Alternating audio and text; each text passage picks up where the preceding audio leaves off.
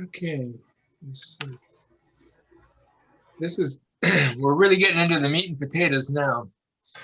So this should be a interesting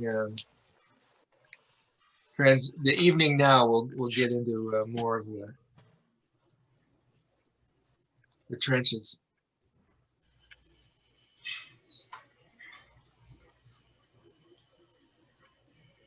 Okay, well.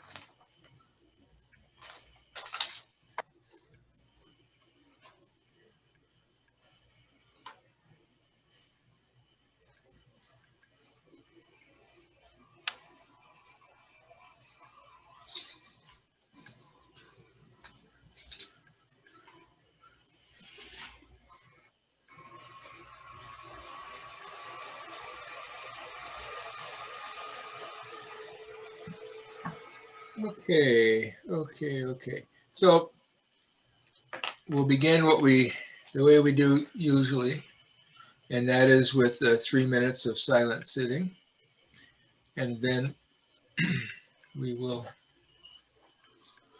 begin.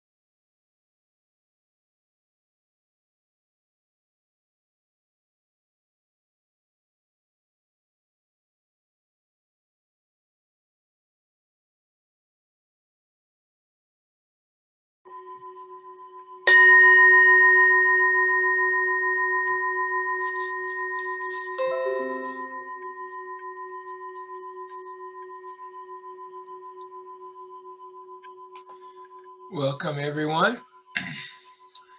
How's the sound on my voice? Is it okay? All right. Usually I've been using the earphones and the mic, but this time I'm using the camera microphone. So we'll see how that works. I just wanted to let you know we got really good bell sounds out of that camera mic. Yeah. That's why I was using it. Yeah, it's good. Mission accomplished. Okay. Quite bad, the other ones. They were deaf. They go ding, ding. Okay, where are we at here? Okay, so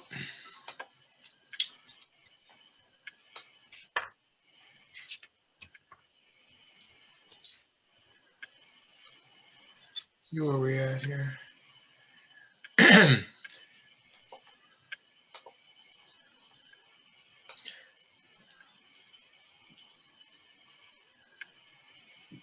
Okay, just to whoops.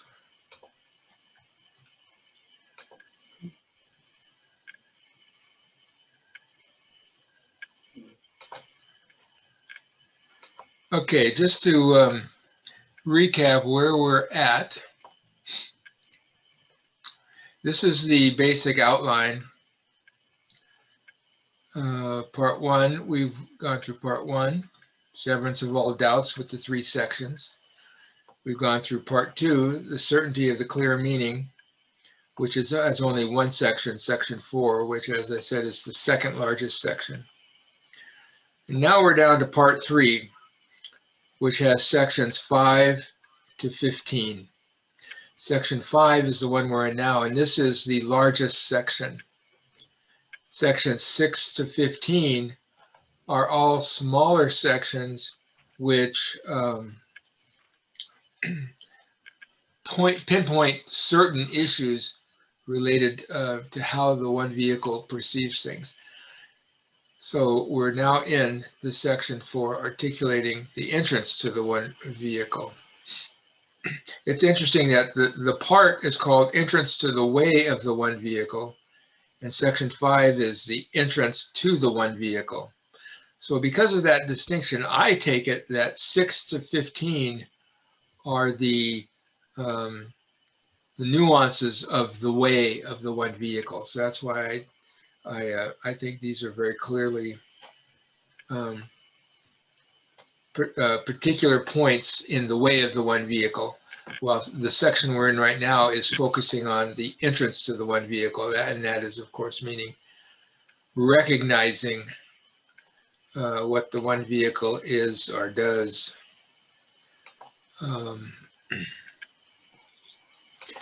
And here's the outline of this one section 5, showing the Waymans have a few subsections. I've gone up to 8. Diana Paul has no subsections. The Waymans have a few. Well, the Weymouth, according to my text here, it has from 5 to 15. No. You're talking about sections. Oh, yeah, I'm talking about the subsections in just section 5. Oh, I see. Yeah. So the point being that the translators, the section titles are, in my view, given by the entrustment section, section 15.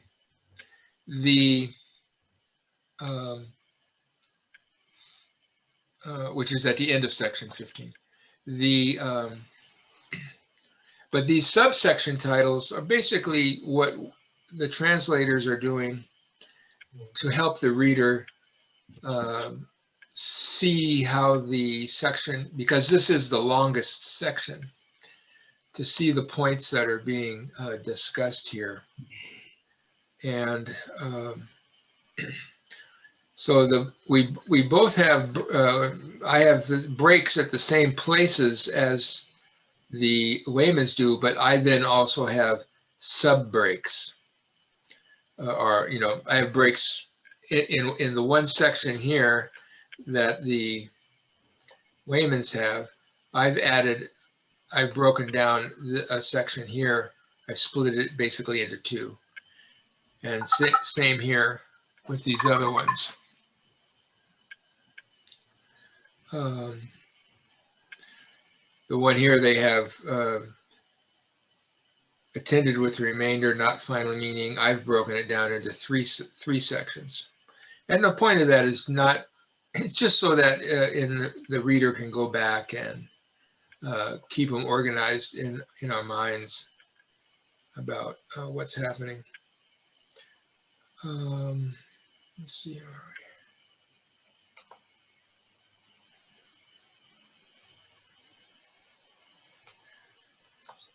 Here we go. So let's see. Now we'll go to, where did it go? This share screen thing is always funny because they're not.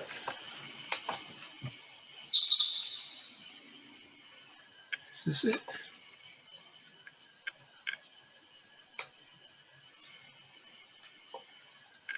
Yeah, here we go. Okay, so here we are. So this is on the web page, and we'll work off of this. Part 3, entrance to the way of the one vehicle. Section 5, articulating the entrance to the one vehicle. And we've gone through subsection 1, which I've titled Acceptance of the Real Dharma is the Great Vehicle that is inclusive of the two vehicles. Now here's what's interesting in this next section is it transitions from previously talking about the two vehicles. Now we're just talking about the one vehicle called the listener-disciple vehicle, the Shravaka vehicle. Sometimes it's called the hearer, H-E-A-R-E-R vehicle. So, I'm sorry, Gregory. Yes. I'm sorry. I'm lost. Can you just scroll back up so I can see we're subsection 2 of what? Of part 3, section 5. Part 3 is entrance to the way of the one vehicle. Right. And where's the section 5? Oh, section. I'm highlighting it right now. Section 5. Articulating the entrance to the one vehicle. Now we're down 3 sections. Okay. Each section begins with the word articulating. From this point on, 5 to 15, each section begins with articulating. That's how you know that it's the section title in the. Okay, thank you. So now we have, I've broken down into 8 subsections, and you remember section 4, part 2 was about acceptance of the real Dharma. And this first subsection was the transition between that section saying acceptance of the real Dharma is the great vehicle that is inclusive of the two vehicles. So we're transitioning to the full idea of the one vehicle, but it's always interesting to me that the sutra is kind of gentle in how it's moving from, okay, we had acceptance of the real Dharma, and this was very firmly a phrase in the Prajnaparamita texts. But here it's saying, okay, we've got acceptance of the real Dharma, and that is the great vehicle, but that is inclusive of the two vehicles, not separate from the two vehicles. So that's what this first section was basically reminding us. Now we're going to get into something here which is interesting. Where are we? It talked about the mundane and transmundane good dharmas of the listener disciples and the causally awakened. This is the two categories of practitioners of the two vehicles. Now, what's interesting is Gunabhadra and Bodhiruchi use different Chinese characters for what's being talked about here.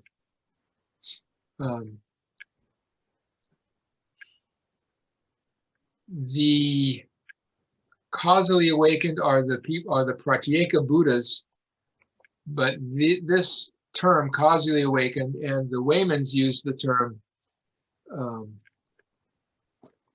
self-enlightened, which is the two terms causally awakened or causally enlightened and self-enlightened or self-awakened are two traditional Chinese terms for Pratyeka Buddha. But they're used here very specifically to mean the Pratyeka Buddha who has not yet realized fully.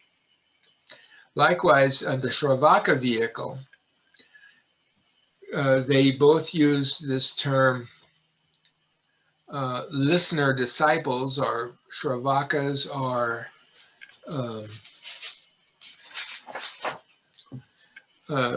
Voice hearing. the Waymans say disciples and self-enlightened. Paul has Shravakas and Pratyeka Buddhas, and I have listener disciples and causally awakened. And these are the two vehicles practitioners who have not yet realized the full potential of their vehicle.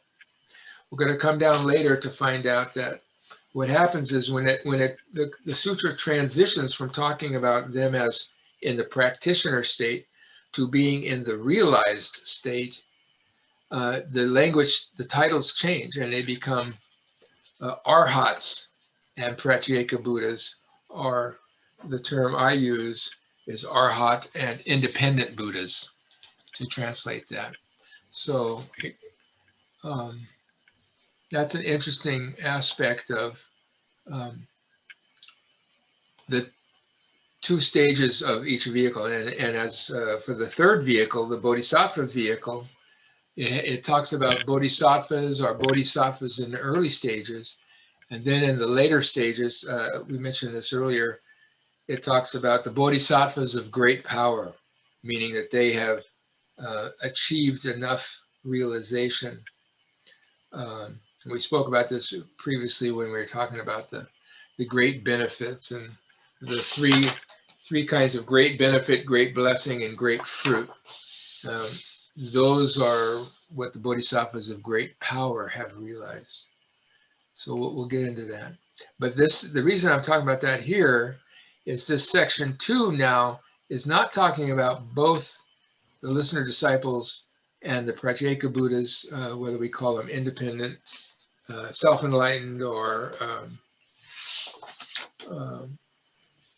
causally awakened. It's just talking about the arhats. I mean, excuse me, the Shravakas, the listener disciple vehicle. But what's interesting is the Waymans. Where are we at? We're at page 79 of the Waymans. Later on in this section, they include the self-enlightened one in this section, and neither Gunabhadra nor Bodhiruchi include the unrealized Pratyeka Buddhas in this section. So I take that to mean that the Tibetan version added it, because both of the two Chinese versions don't add the Pratyeka Buddha until the next subsection. They don't add them in this section. Gregory, can I ask a small question? Yeah. So when I read something like the Lotus Sutra, when it talks about like Pratyeka Buddhas and the voice hearers and a little bit of like you should be Bodhisattva terms, that's a little bit more kind of great vehicle, great vehicle, not one vehicle thinking. Is that? And they usually critique the Pratyeka Buddhas for not subjecting themselves to the discipline of learning from another teacher, is how I've read it. And then they critique the voice hearers for staying attached to words and phrases. am I understanding that kind of right, or am I kind of misreading some of those things? No, you're saying what people have said and do say. It's just that it's a little more complicated than that in terms Okay. of, um, I've only read things a few times, so I'm not. yeah, I'm the really- term Pratyeka Buddha is subject to various kinds of interpretations. It's been used to me always as a negative. That's because you're hearing it from the Bodhisattva point of view. No, I'm hearing it from people who are kind of pissed off at me. Oh, so the For Pratyeka, not being traditional. the primary distinction between the two is that the Pratyeka Buddha has an awakening that's not from being a disciple of a teacher per se. And the listener disciples, the Shravakas, the hearers, get that name because they are listening to, hearing a teacher.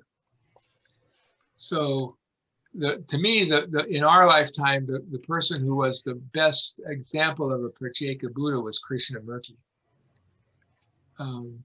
In terms of, he didn't follow the teaching of somebody else.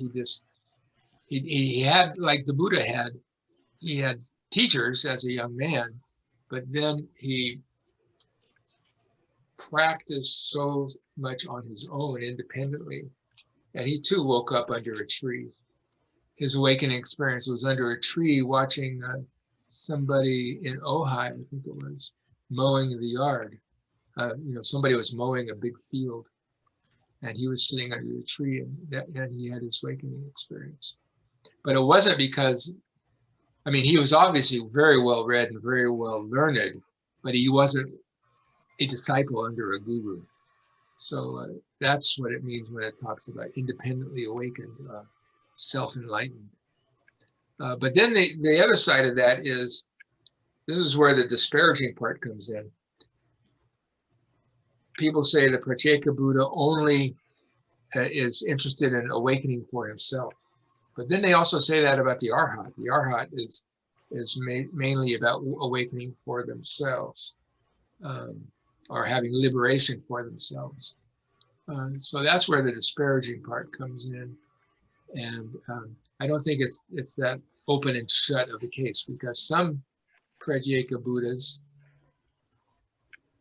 try to teach other people. Krishnamurti tried to teach other people, but what he did not do was establish a school or a lineage. An interesting distinction is, in Japan, the most common enlightenment experience is awakening, I find no master beside me. That's it. That's what it's called. And that's because there's so many people who are lay practitioners who aren't in a monastery, who are practicing in their own homes. Yeah, I don't know. I don't know what I've never heard that. I've never heard that being equated with being Pratyeka Buddha, but it's interesting that it kind of fits. Yeah. So where are we here? So let's go back to this here. Now I'll start reading. Okay. The 6 loci of the listener-disciple vehicles are within the great vehicle. Thus, the world-learned one has articulated 6 loci. By what classes are the 6 designated? They are: 1, the abiding of the real Dharma; 2, the numbers are in parentheses. I'm adding. That's not in the text.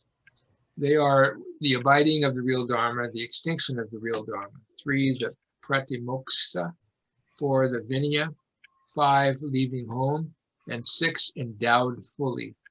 Because it is for the great vehicle, these 6 loci are articulated. Now, this term 6 loci is interesting. The Chinese for it is 6 places. And it's also used for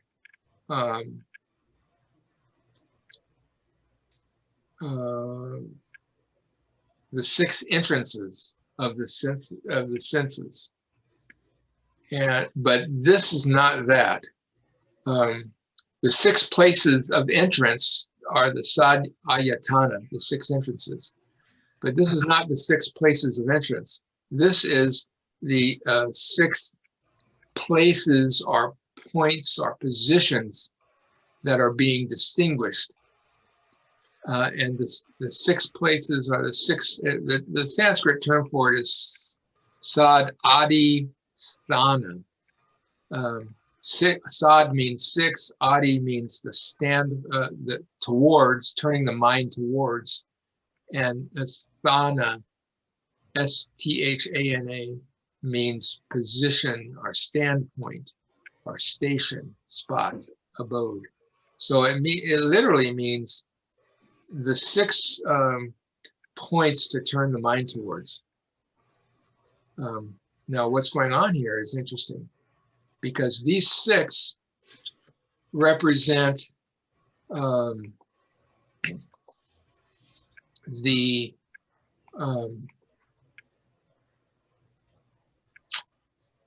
what I call 6 features. In fact, features, I think, is what, let's see. Oh, the Waymans say 6 basic topics, and Diana Paul says 6 features, and I say 6 loci. 6 I've got an points. idea of 5 of them, but what can somebody remind me of what Pratamoska is? We're getting there. Okay, good. We're getting there. Thank you. So the point I'm wanting to emphasize here is these 6 are what distinguish the non-Buddhist shramanas from the Buddhist shramanas. And so that's a point that's not often understood exactly.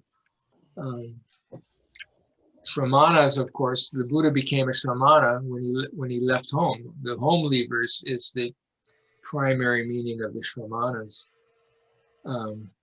But once the Buddha was awakened and began teaching, the home leavers who followed the Buddha became called bhikkhus and bhikkhunis, or bhikshus and bhikkhunis, depending on the Pali or the Sanskrit.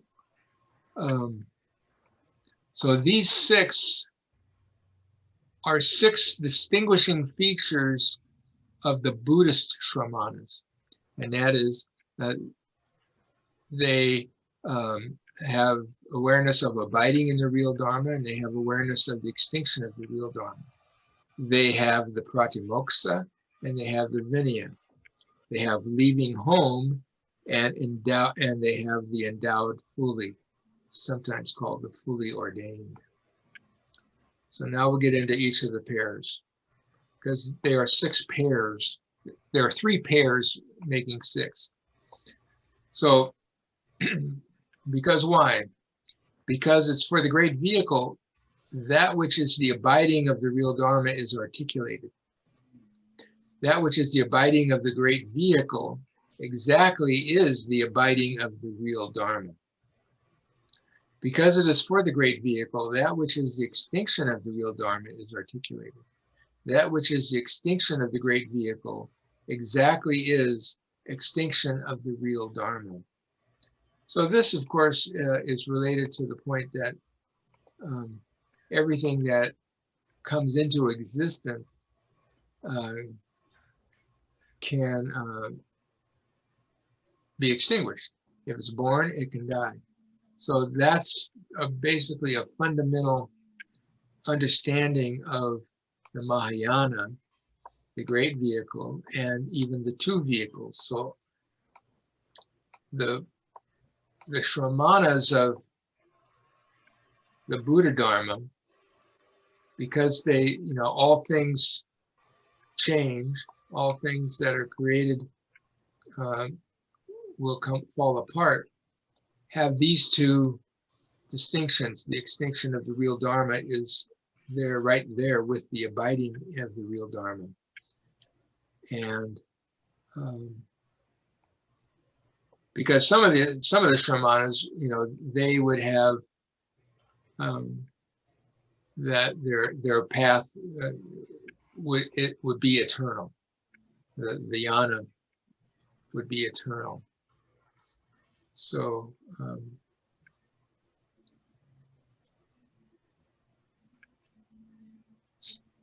and so then from this perspective, these next four features or loci are what protects from the extinction.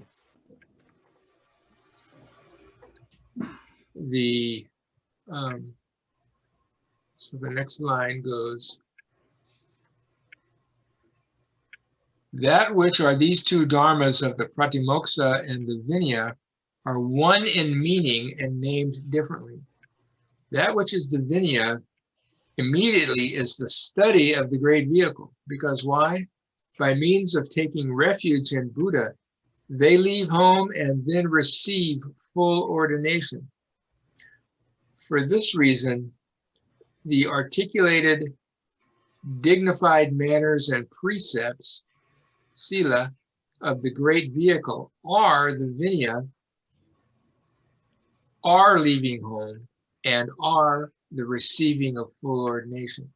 So you see, leaving home and receiving full ordination are the next pair. So you can see that this is like a jointed corner here, where each one leads into the next one.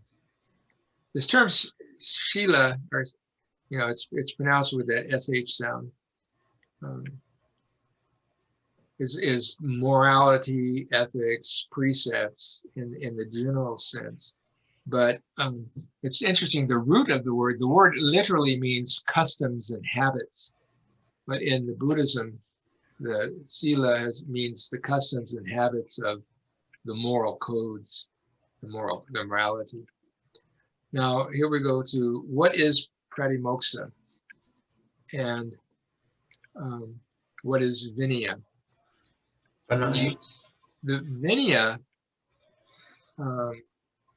is really the more general term, and the pratimoksha is a more specific term. Literally, prati means towards, and moksha means liberation. But prati can also mean return to. So pratimoksha means towards liberation or return to liberation. And what it started out as was it's hard to say exactly. It started out as two things. The pratimoksha was the initial codes that the Buddha began laying down, codes of conduct, as the Sangha developed. But also it's the Vineya means everything that was ever said about the conduct. So the Vineya Pitaka includes all the teachings of the Buddha specifically about pratimoksha, about precepts, about the ethical conducts and rules of the bhikkhu bhiksu sangha. Whereas the pratimoksha is more the precepts, or the idea of these are the rules that we follow. And there are two important events. The pratimoksha became the event where repentance and confession and repentance happened. It would be held on sometimes twice a month on the two fasting days, and sometimes it was extended to 6 times a month. And at these meetings, the monks are encouraged, invited, and expected to confess their violations. And that's why in the confession, they are returning towards or returning to the liberation that is the Buddha Dharma. And so the confession of the violating of disciplinary code became called returning to liberation, and the liberation of being within the code. And and I've included in my footnotes an interesting the Zen aspect of this is from the Six Ancestors Platform Sutra, Huineng. And it says, this is my translation, Zen Master Huineng taught a signless pratimoksha. And the term signless is goes with the triad, emptiness, signless, and wishless or desireless. Those are the three gates of liberation. So the signless, when Huineng talked about signless pratimoksha, he's saying the pratimoksha that returns to the liberation of the signless. And then he says, well, let me see, maybe I might as well just share this since I'm reading it, and I'll share it. Maybe you can also make clear that people understand what signless is. Yeah. It means, well, this is the funny thing. It's like no thought, no characteristics, no marks, no abiding. We are always have thoughts. We always see characteristics. We are always abiding. But in the Zen sense and in the fundamental Buddhist sense, signlessness means we're not. It's like I call it the tar baby. We're not tangled up in the tar baby. The signs and characteristics of things become so we approach them so literally that we get tangled up in them like Brer Rabbit tangled up in the tar baby. We want to move them around and say they're real and say this and that, and then we argue over them and everything. So the signless, as a gateway of liberation, is that we see all the signs, but we see them as no signs. Just like the no thought is we have thoughts that are no thought. As Dogen said in the Fukan Zengi, thought of no thought. And so these are the signs of no sign, meaning that it's like the inconceivable. As we talked earlier, the word inconceivable appears a lot in this. And so the signless is another way of saying the inconceivable.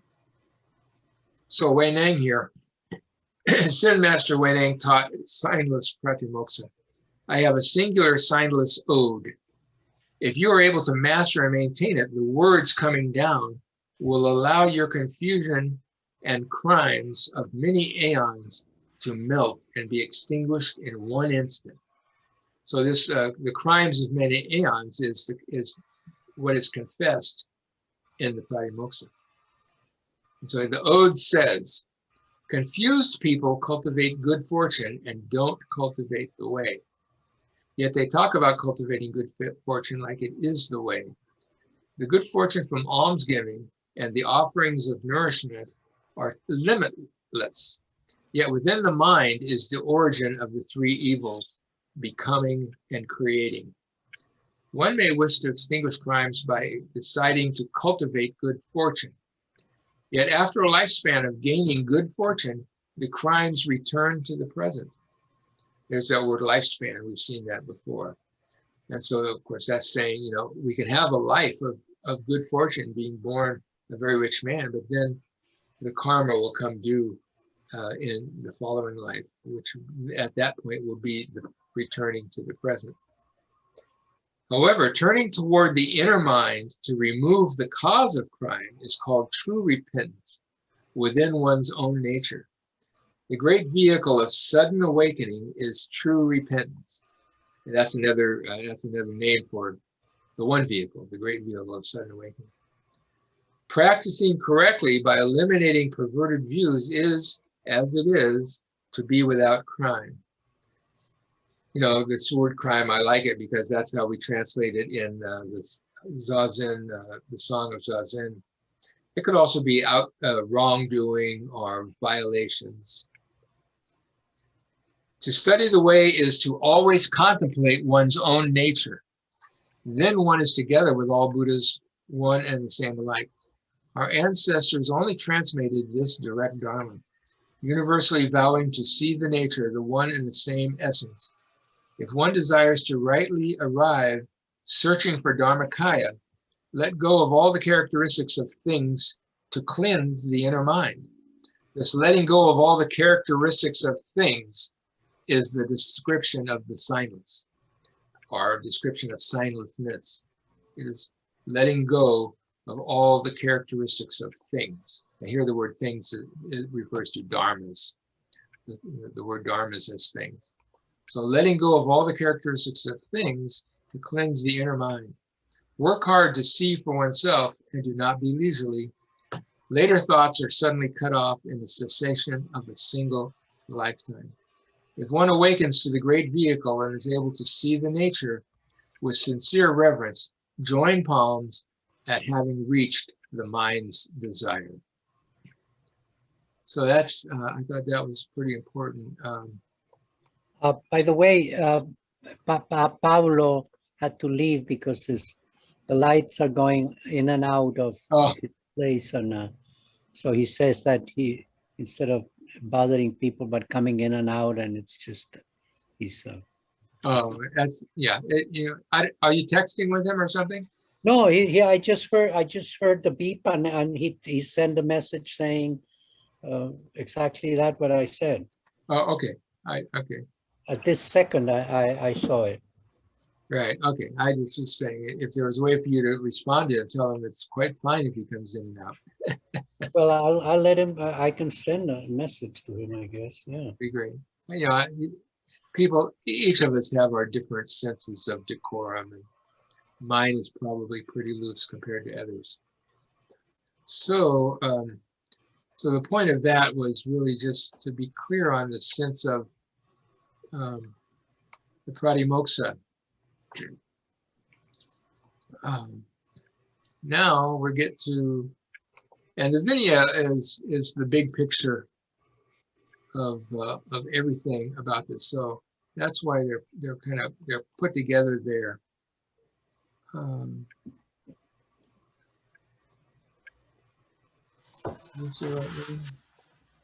Yeah. So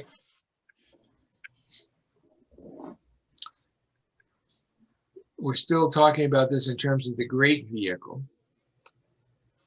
And Gregory, this is an interesting thing at the beginning in the Wayman's deal in Arhats and Prateka Buddhas.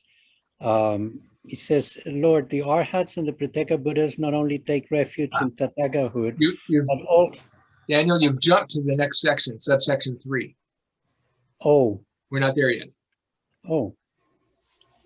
Okay. Right. Sorry. That's all right. So for this, so now we got down to here. For this reason, the Arhats have no leaving home and receiving full ordination. Because why? Because the Arhats take refuge in the Tathagata's leaving home and receiving full ordination. When the Arhats go for refuge to the Buddha, Buddham Saranam Gacchami, the Arhats have fear. Because why? The Arhats dwell in all their unpracticed and fearful thoughts, like a person grasping a sword, desiring to bring harm to oneself. That's an interesting, we'll get to. For this reason, the Arhats do not have the ultimate ease. The ultimate ease is the opposite of dukkha. It means the ultimate sukha, which is the opposite of dukkha. Because why? World Honored One, a refuge does not seek a refuge. Thus, the multitude of beings do not have refuge in this and that fear. Because they use fear, they consequently seek to go for refuge. So the Arhats have fear, and because of using fear, they take refuge in the Tathagata. Now, this is where you get into what might be, very controversial statements about the arhats that gives the great vehicle a bad reputation. But the point here is, it's a subtle point that's being made from the perspective of the great vehicle and the one vehicle, the all-inclusive great vehicle, not the exclusive great vehicle. The arhats, yeah, now this is the first time in the sutra the word arhats has been used. And as I was saying earlier, previously it was all disciples, or the listener disciples, or the hearer disciples. This is the first place the term arhat is used. And in both Bodhiruchi's translation and Gunabhadra's translation, which is the one I'm working on, the Chinese literally changes, the characters change to the transliteration of arhat as a transliteration of the Sanskrit. So we know that it's literally the word arhat that is previously the translation of Shravaka as the listener disciple was used.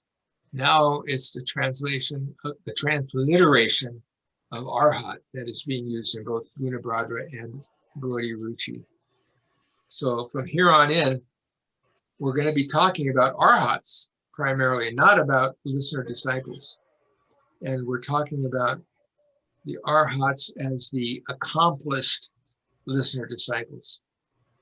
And at that stage. So here we get this weird thing called the arhats have no leaving home and receiving full ordination. Because why? Because the arhats take refuge in the Buddha.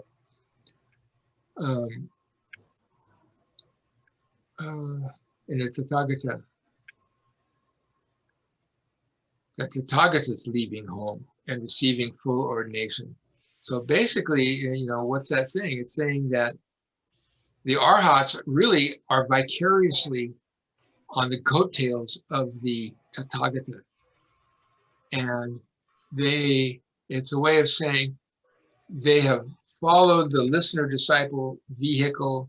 They have entered the stream. They have, you know, there's your stream entrance, and you're to be reborn in 7 lives, to be reborn in 3 lives, and then to never be reborn again.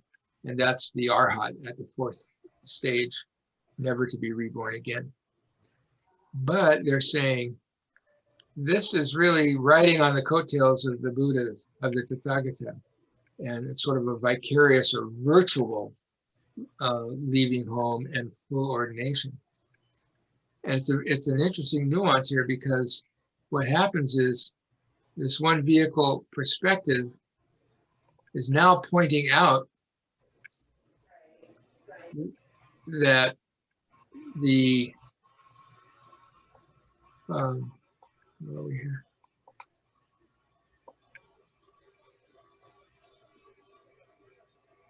The leaving home with fear is not a true leaving home, because they really are still abiding in fear. They still are making a home of their fear. And what's their fear? The fear is the fear of samsara, the fear of birth and death, the fear of this this world. And that's the nuance that's trying to be communicated here. And they dwell in all their unpracticed and fearful thoughts, like a person grasping a sword, desiring to bring harm to oneself. So that's the point where in Zen we talk about, you know, thoughts are not to be driven away or suppressed, but are like the clouds. You just don't grasp at them. You don't grasp at them, because if you grasp at them, then they become a sword. So what's talking about here is this this issue of practicing with the fear of transgressing. So I have a question, Gregory. Okay. Yeah. This is, my confusion about this whole thing is creeping up again, because so what is the one vehicle when we're still putting down at the other people, Well, the question is are they being put down? Well, right. Or are I they know being that. Yeah, right. accurately Well, described? So yeah. It's a very but let me say Theravadan the same text. thing, that Hinayana doesn't mean that they're putting it down. They just mean that it's the beginning of a certain practice. But basically, anyway, I'm not that familiar with how it goes here. So I just wanted to say that. Yeah, the point is, the way I take it is these comments are made not to put them down, but to articulate the nuance of distinction that is why the great vehicle and the one vehicle were even came to be as viable ideas when in the history of the 18 schools of the two vehicles, they were all putting each other down and saying that each other was wrong for this, that, and the other. But they all had the idea of the Arhat as the ultimate. But they all acknowledged that the Arhat is not a Buddha. This is the important point, that the great vehicle and the one vehicle people are felt needed to be made, that the Buddha Dharma is here for people to be Buddhas, not to be Arhats. And that's the big transition in terms of the institutionalization of the Shravaka vehicle. It became that there are 4 stages: the stream enterer, those in the stream to be born in 7 lives, those in the stream to be born in 3 lives, and the Arhat, never to be reborn. And that idea of the Arhat, never to be reborn, he leaves samsara forever, enters a final nirvana of nothingness or extinction or cessation of everything, and is liberated in nirvana as an Arhat. But that's not a Buddha, because we've seen the whole Buddha story, even in the Theravada, is that the Buddha lived many lifetimes, was a Bodhisattva, and became a Buddha. So fully enlightened one. So this was the issue, the contradiction in the early schools that gave rise to the Mahayana, the great vehicle, and the one vehicle, saying, no, we're not here to become Arhats, we're here to become Buddhas. So we're here to realize the Tathagata. And so this is the nuance that's being made here, is trying to say, look, the Arhat is not being a Tathagata. The Arhat is a Arhat. But Are you claiming this is a Mahayana text, or this is Theravadan, isn't it? I'm not sure what you mean by this. What we're reading is What we're reading. This is Queen Srimala Sutra. It's a one vehicle Mahayana great. Right, but it doesn't seem very much like Mahayana teachings. I thought that was. Well, this is everything that we've got here is Mahayana teachings. Okay. But this section is not. This section, again, we go back to this section, is focusing on the listener disciple vehicle, the Shravaka Yana. And it's focusing on the Shravaka Yana from the perspective of the Mahayana, or Ekayana, one vehicle. And this paragraph here about the Arhats, it's nuanced, and this is what I like about this sutra, but because it takes a lot of understanding, and this may be why it didn't become a favorite like the Diamond Sutra, which is pretty straightforward. But this has this nuance that to me is just incredible, because the Arhats take refuge in the Tathagatas leaving home and receiving full ordination. They are not actually really leaving home and receiving full ordination. And that's, again, what they're saying is the Arhats are not really becoming Buddhas. They are. But they're not human, right? What? Arhats, only humans can really do the Buddha, I mean, the enlightenment trip. So the Arhats are, No, the arhats are humans. They're Buddhist practitioners of the Shravaka vehicle. And this is trying to encourage them. Of course, it's encouraging with a bit of criticism, but saying, look, don't stop at being an arhat. Be a Buddha. And it's saying that what's holding them back is fear. And if you've ever talked to certain people in that situation, what you'll hear them say is, I can never be a Buddha. I'm too ignorant. I'm a human being. To the extent that I can't even conceive of aiming to be a Buddha or to thinking that I could be a Buddha. So that's the kind of fear that we're talking about, and that the arhats have that very little bit of fear remaining that prevents them from dwelling in Buddhahood and not having the ultimate ease. And that little bit of hesitation that the arhat has in not becoming a Buddha is why they don't have the ultimate ease.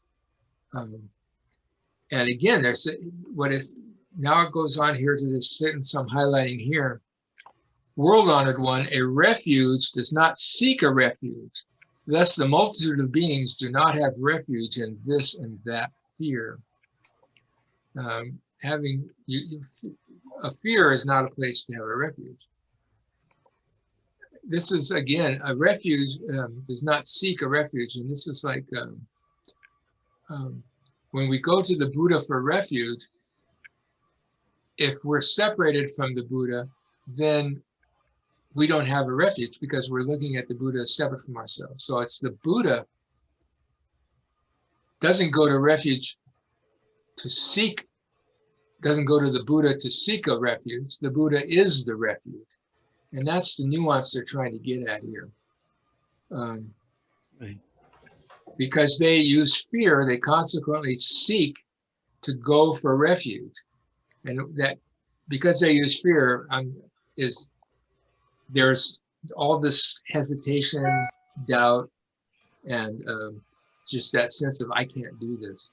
So the arhats have fear, and because of using fear, they take refuge in the Tathagata. Now again, here's another. I'm not going to share it on the screen, but I'll read it. What they're saying is they're dwelling in fear, and because they dwell in fear, they aren't true home leavers. Their home leaving was under the auspices of the Buddha's home leaving. And so they do not have their own home leaving, as long as they continue to seek refuge in the Tathagata as apart from their own realization. So at this point I say, well, let's compare this to the teaching that Linji gave in a koan that's very fascinating, that we don't have much to do with. It's not in our koan curriculum, but it's in the Linji record. Said on going up to the hall, meaning said by Linji on going up to the hall, there is one person who for aeons is in the midst of the path, but is not departed from the shelter of home. There is one person who departs from the shelter of home, but is not in the midst of the path. Which one is appropriate to receive the offerings of humans and heavenly beings? Then he got down from the seat. So that's this very fascinating koan presented by Linji Rinzai. We can be in our, quote, homes, but we have are in the midst of the path. But a person who is a home leaver has left the shelter of home, but he's not in the midst of the path. Which one is appropriate to receive the offerings of humans? Could you tell me where in the Rinzai Roku is that? Boy. It's in the first section around number 7 or 8 or 9. I don't know. Okay, that's good enough. I mean, we must have gone through it. Yeah. You and me. I mean, it sounds familiar, yeah, but I'd like to check it out again. Yeah. So that's what I take he's talking about here when these arhats are not truly home leavers. They're in the midst of, they have left home, quote unquote, but they're not truly in the midst of the path because they still have some fear. But a person could be still at home, a lay person, and be in the midst of the path fully. And then, of course, that's only 2 of the 4. You could be at home and not in the midst, or you could have left home and be in the midst of the path. So you have all 4 of them in your Johari window. But Linji is pointing out that interesting dichotomy between someone who's left home but really isn't in the way, or someone who has not left home and is in the way. So I think that to me is one Zen encapsulation of what this whole paragraph is talking about with the arhats and the leaving home and the little bit of fear that's still there. So anything you want to say about this section? Because again, this is just directed at these 6 points of the listener-disciple vehicle. And it's trying to nudge and crack open it's really aimed at the 2 vehicle people to crack them open and say, look, Right. There are these issues here. What are we going to do? What are you going to do about it? So then we go to any comment there, or we just go to subsection 3. All right. Okay. So now here we go to the part, Daniel, that you were reading in the middle of page 80 on the Wayman's book. And I've titled this, "The Nirvana of Skillful Means is not the full Nirvana of the Tathagatas." Now, here we go into the 2 vehicles, because before we were just talking about the listener vehicle, the Shravaka vehicle. Now we're going to talk about the 2 vehicles as the accomplished people of the 2 vehicles, because these are the people who it's talked about have realized or achieved nirvana.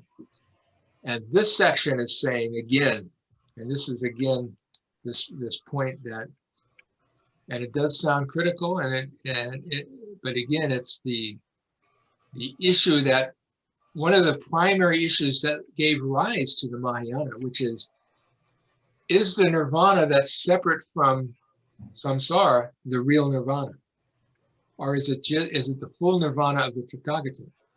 Or is the nirvana that's talked about as the goal for the arhat or the goal for the Pratyeka Buddha, is that really just a nirvana of skillful means used by the Buddha to direct people to the full nirvana? And so that's the perspective that's being talked about in this subsection, that it's trying to say, loosen up on your idea of nirvana as being free, separate from samsara, the wheel of birth and death. So here we get into it. So now we go, world honored one, the arhats and independent Buddhas have fears. So you see it's a transition from the previous one, but now it's including the independent Buddhas, the Pratyeka Buddhas, as also having fears. These, again, these are very subtle fears.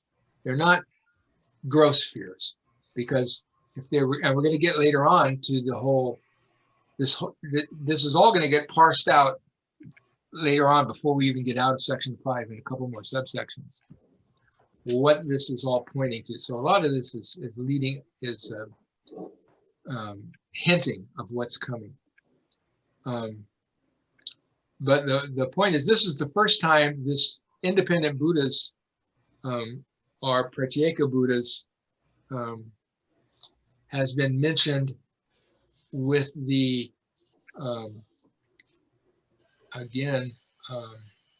transliterated type of a different group of Chinese characters are used here than was used earlier for what was called the self-enlightened, or the causally awakened in my terminology. So the point is, this is the first time this term, independent Buddhas, in the Chinese characters of both Gunabhadra and Bodhiruchi are used. The Waymans confused that a little bit because they included self-enlightened in the previous section when it wasn't there. It was just talking about the Shravakas, the Arhats. But now we are here in this section. For this reason, Arhats and independent Buddhas have the Dharma of remaining births because theirs are not exhausted. Because they have birth with remainder, their practice of purity is not accomplished. Because their adulterated affairs are not the ultimate, they necessarily have the modes of activity. Because they do not cross over others, and that means they do not, the paramitas, they do not bring others across with the paramitas, they necessarily have the modes of severance. Because their use is not severed, they go far from the realm of nirvana. So again, this is, their practice of purity is not accomplished. They have birth with remainder. This, again, it's very controversial. Yes, the Theravadins think this is very controversial because they would not agree that an arhat has a remainder of some kind, and that that remainder can actually lead them to a kind of rebirth, a birth with remainder. So it is controversial. It is critical if you take it as a hard and fast criticism. But hopefully it's intended, I see it as intended as a constructive criticism. It's a hybrid. Basically saying, look at what you think of is nirvana. Look at what you think of as the extinction of birth and the exhaustion of rebirths. Let's look at this very closely, is what this is saying to me. And also because they do not cross over others, that's again, that criticism of the Arhat and the Pratyeka Buddhas, that they're too concerned with their own liberation, their own personal nirvana, and they're not fully focused on the whole question of nirvana is samsara. Now this nirvana is samsara is so clearly presented in the Buddha's, the lion's roar of the Buddha under the tree, where he says, I, the whole world, and all beings are the Tathagata.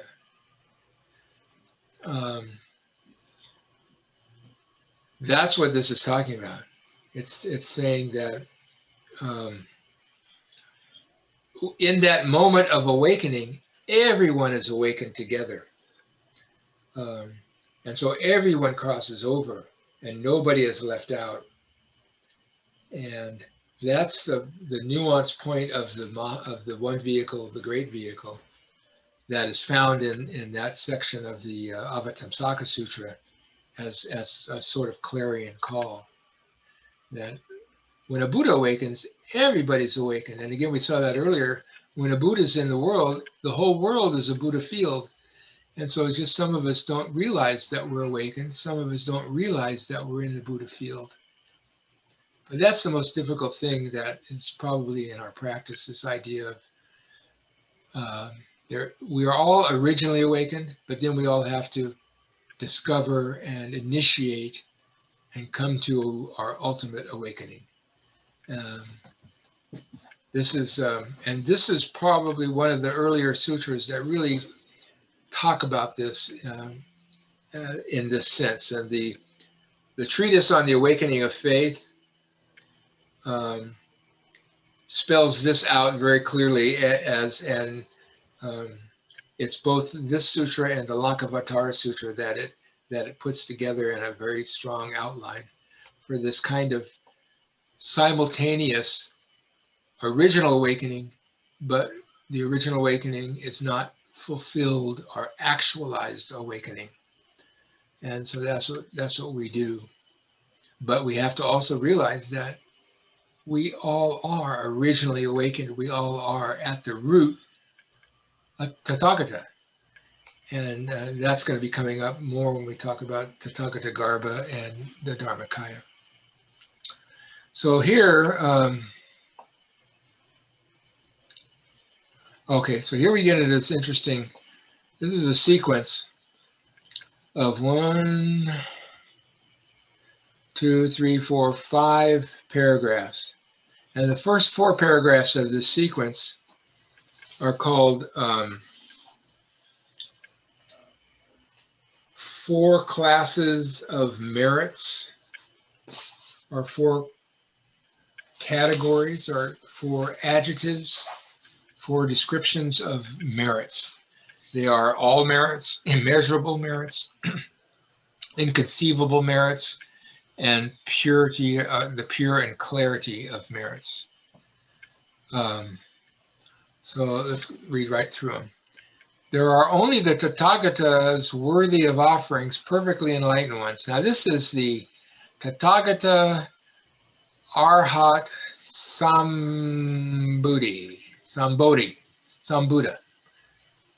Tathagata Arhat Sambuddha is the Sanskrit for Tathagatas worthy of offerings, perfectly enlightened ones, who attain the full nirvana because they accomplish all the virtuous merits. So this term, all the virtuous merits, is the first description of the virtuous merits. Basically, a Buddha accomplishes all the virtuous merits. Arhats and independent Buddhas do not accomplish all the virtuous merits. That which is declared the attainment of nirvana is the skillful means of the Buddha. So you'll see, going through these paragraphs, they're formulaic.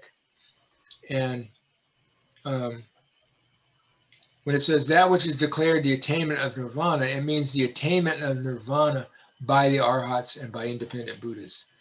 That which is declared the attainment of nirvana by the arhats and independent Buddhas is the skillful means of the Buddha. There are only the Tathagatas who attain the full nirvana because they accomplish the immeasurable virtuous merits. So first we have accomplished all the virtuous merits, now we have accomplished the immeasurable virtuous merits. The accomplishments of arhats and independent Buddhas have measurable virtuous merits. That which is declared the attainment of nirvana for them is the skillful means of the Buddha.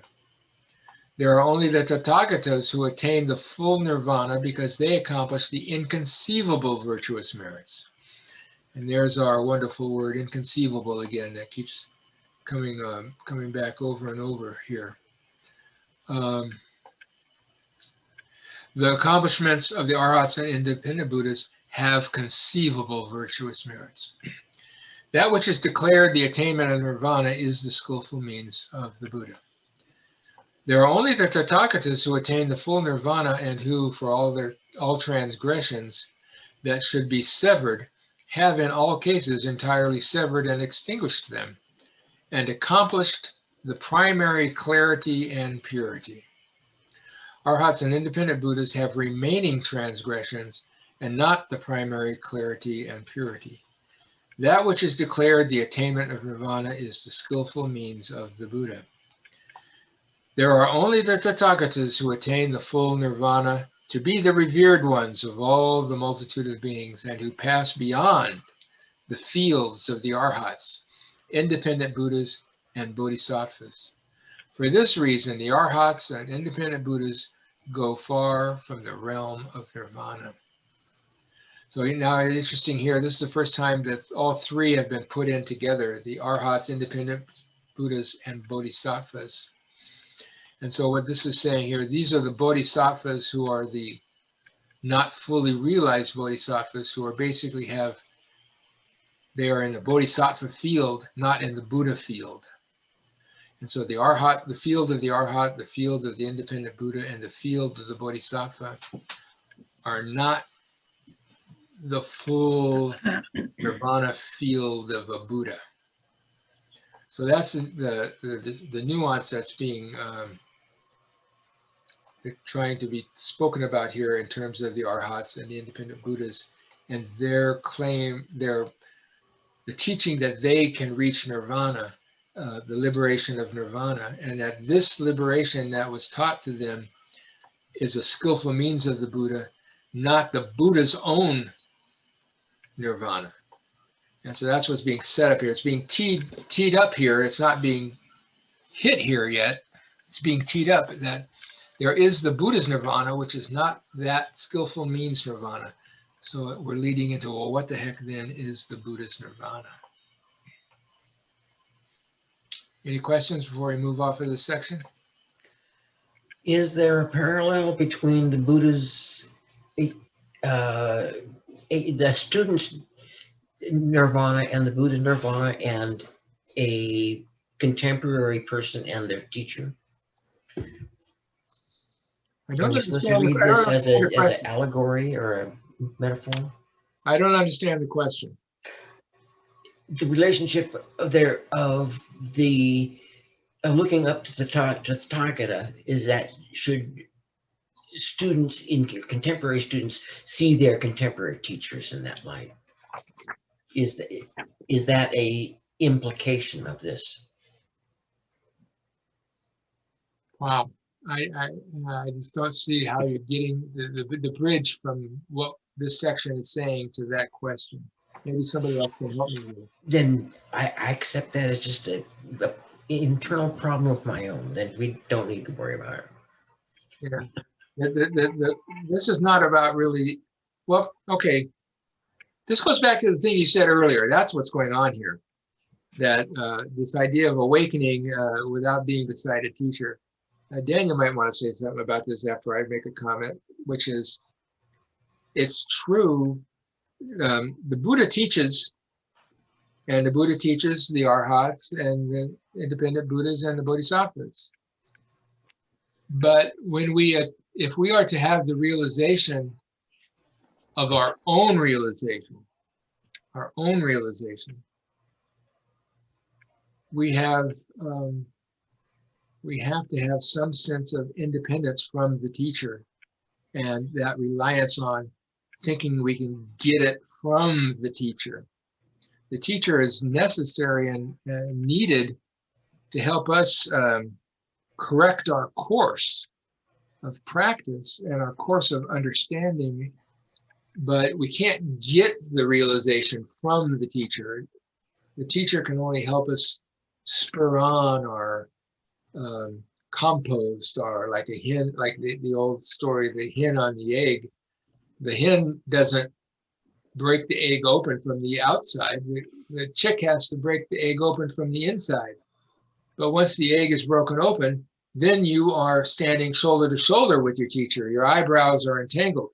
So the idea of the awakening happens with a movement of independence of that kind, but it's not without a teacher altogether. It's not. So the teacher, the Buddha has the attainment of nirvana as a skillful means.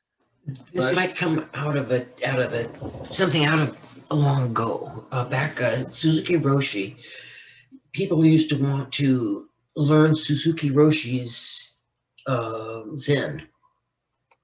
I mean, to the extent where they weren't focusing on their own. Well, that happened. And the archetype, the stereotypical story of that is Suzuki Roshi had a bent finger. So when he did a gasho, his finger was always bent. And the students started doing a gasho with a bent finger to imitate him. Yeah. That's weird, but it's not that they're, so that's going off course. But Suzuki Roshi's teachings and his realization was his, but he taught in a way that did bring people to their own realization, or could. Could I say something here? Yes. Where Richard started off was confusing the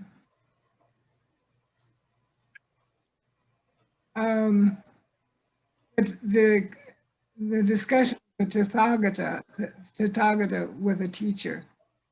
And the Tathagata maybe needs to be understood as the fully realized Buddha nature. Right.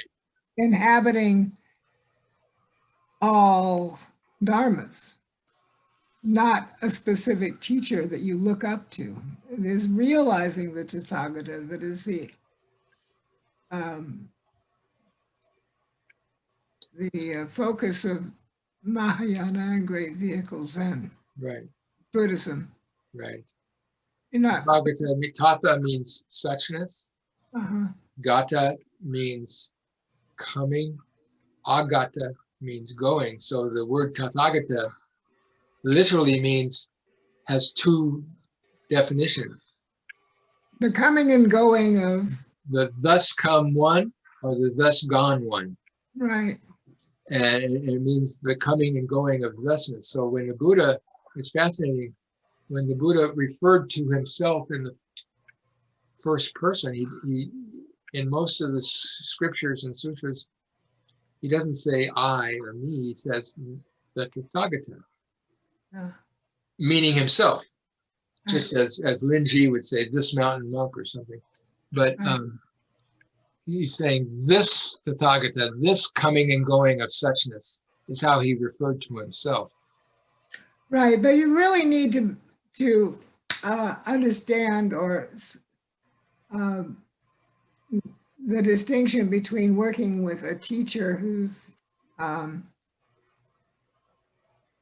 never mind. Well, the working with the teacher is a point of awakening to the Tathagata within ourselves. Right, yeah.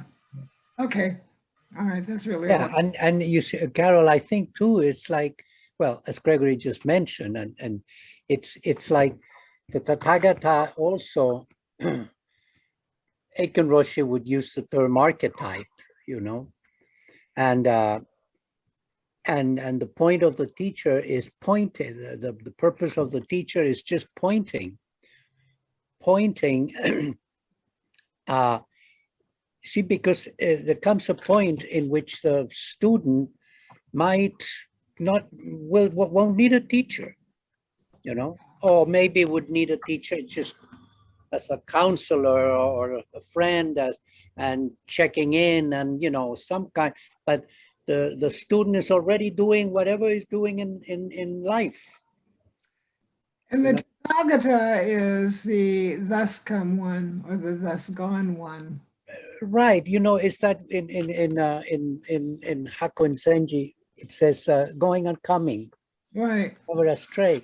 So it's talking about that, but is, you know, I mean, yeah. I can recite that and identify going and coming, we're never astray. I am never astray, but it doesn't mean that I'm always completely aware of that, you know. Not always awake, right. Or even having a certain feeling or a knowledge of that. Right. You know, I think that's what sometimes gets expressed of, like, I mean, the way that I express that, which it doesn't mean that I am completely awake constantly at all. It just means that no matter what, I'm in the right place. I might not be in the right place for you. I mean, I'm in the right place in the universe, in my relationship with the dharmas, you know, the things that arise. And it's you know, that, you see, that's I cannot take these things terribly literally, that the teacher actually represents the Tathagata. No. Right, I wouldn't right, do that at all. right. Yeah, that would be to me taking Suzuki Roshi's crooked finger as the as the thing. Right. Yeah, there's a Dogen line that I really love from the Genjo Koan, which is a moment of non-enlightenment doesn't reach up and destroy a moment of enlightenment. That's such a sweet. It's not exactly, but it's close. And then I've been sitting with the white ox on the bare ground. Danielle or Gregory, do you know that one well enough to just rattle it off? No, I don't. Diane's white ox. Well, I can paraphrase it. It's like I studied with the teacher John for 30 years. for 30 years. I ate his food. I shot his shit, but I did not do his Zen. I didn't, something like that. The only thing I did was watch the ox. It would try to go into other people's pastures. I would bring it back. It would get crazy. I would bring it back, you know. Now, the white ox is completely free. And even if I don't want to have him close to me, I cannot get rid of it. Something like that. No matter, even if I don't want to have him close to me, it's with me. I'm paraphrasing, but basically that's what it says. The only thing I did was take care of an ox, you know, like the ox herding pictures. Look for the ox, find the ox, take care of it, and then of course the ox disappears, and the person disappears, and anyway. And entering the marketplace covered with dust and mud from the road, Right. ready to share a There is shoe and mountains and rivers. And then the last one is the guy appearing in the marketplace. It's an ordinary, completely ordinary person.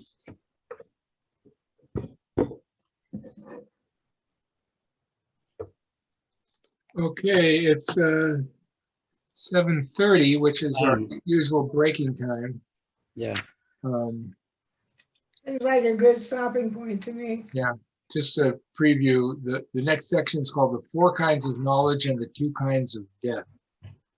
So we get into some very interesting stuff here that is also found later in the Lankavatara Sutra when talking about the two kinds of death and these four knowledges. So, Gregory, could you say where we ending more or less in the Vahima yeah, we're ending at the 82? the paragraph on page 81 at the bottom. Yeah. It says, Lord, concerning the Arhats and Pratyeka. Right. Okay. That's where we're stopping. Yeah. All right. Well, thank you. Yes, thank you.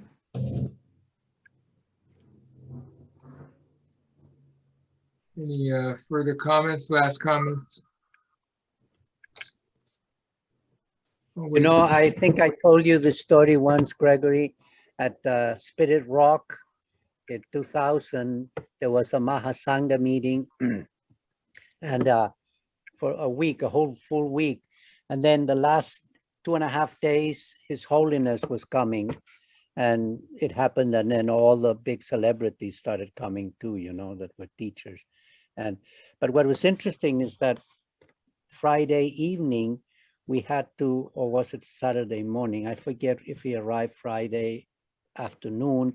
We had to go out and leave our bedrooms and not take our luggage out, but completely leave the space where we were sleeping, because not the Secret Service, but the police from the State Department, you know, the service for the State Department had to inspect the building because him as a head of state needed that kind of thing. And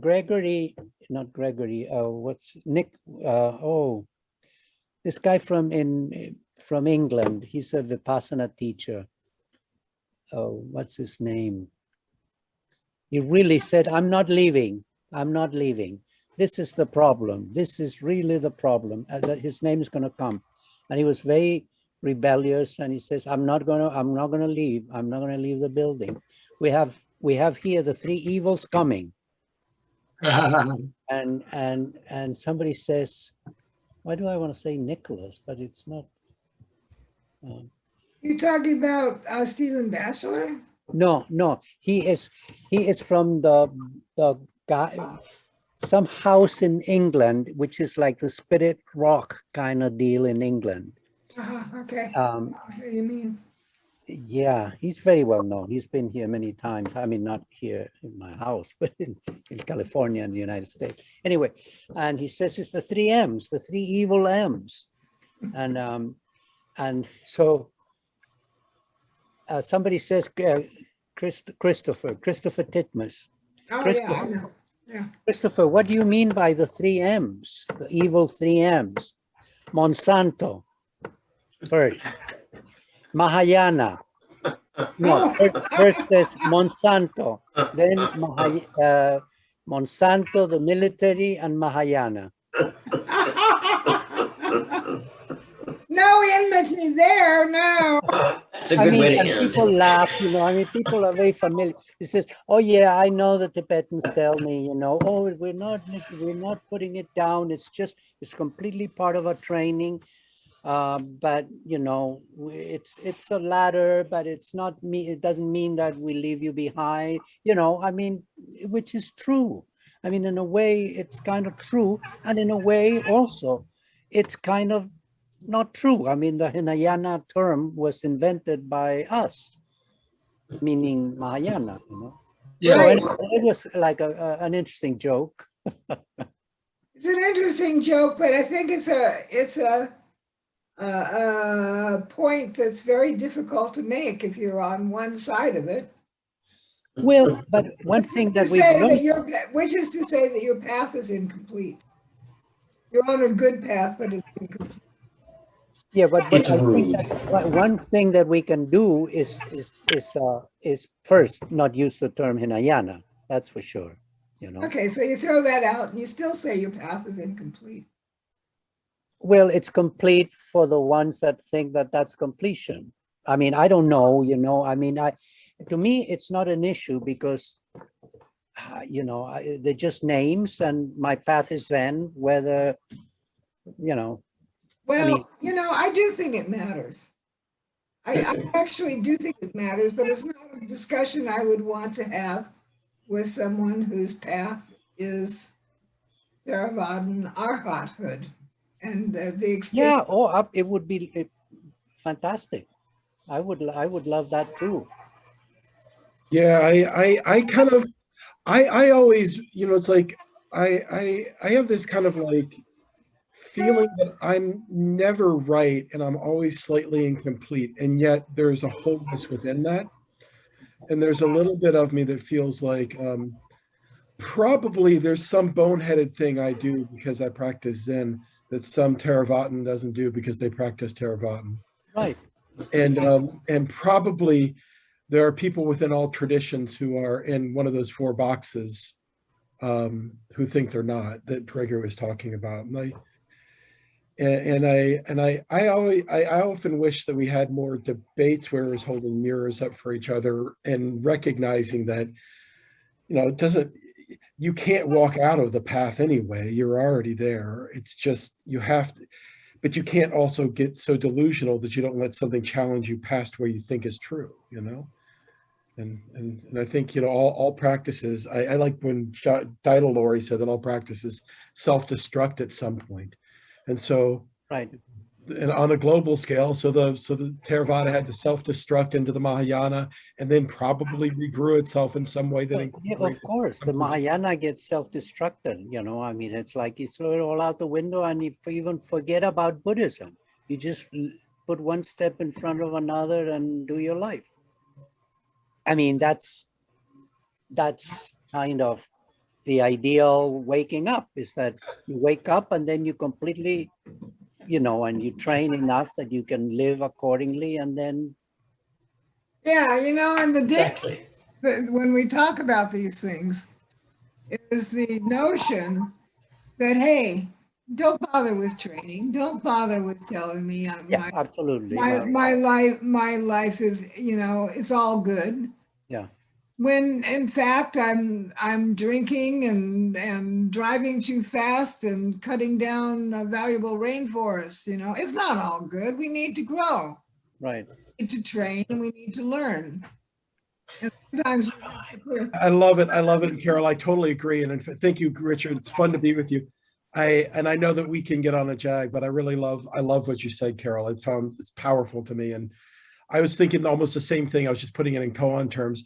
And yet, even though I said that, like I can hear when somebody is answering a koan from a place that's more in the guest position versus the host position. It's pretty obvious a lot of times, you know? And so, yeah, I love it. These are kind of the rich dialogues for me. It's like Gregory came in and rattled all of our cages and shaked up all of our consciousnesses. We're letting it kind of work itself through. And I bet I do have to go. So we'll. Yeah, that's Yeah. Good night, everybody. Okay, bye-bye. Thank you all. Bye. Thank you, Gregory. Thanks, Gregory.